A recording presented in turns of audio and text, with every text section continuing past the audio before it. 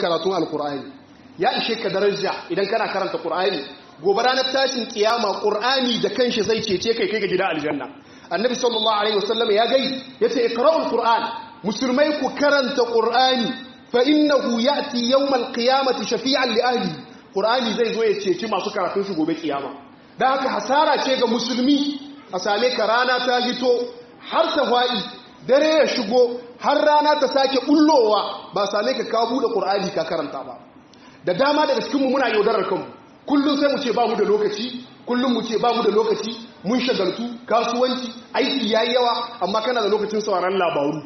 kana da lokacin hirar siyasa, kana da lokacin da zaka zauna ka sha shayi, amma shi dai karatun qur'ani shine kullum muke cewa ba mu da lokaci. Idan ka dauka a yau lokutan da muke batawa kan wayoyinmu, kana yin WhatsApp ko Facebook ga awa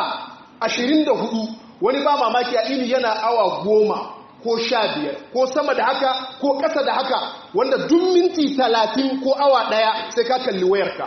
Da haka muke karatun Qur'ani da dukkan mu rayuwar mu ta yi kyau, amma shedan ya shagaltar da mu, mun mai da alqur'ani gehe. In kaga mutun ya tuno da karatun Qur'ani to tayi mai zahi, kasuwa ba ta nan gayi, ya rena malamai sai ya kira su ya ba su kuɗi ya ce ku sauke mai alqur'ani, ko ba ya da lahiya ya kira malamai ai mai saukan Qur'ani, ko dan uwan shi ya mutu malamai ku yi min saukan Qur'ani, ko kuma ba ya da lahiya ai mai saukan Qur'ani, ko ya gina sabon gida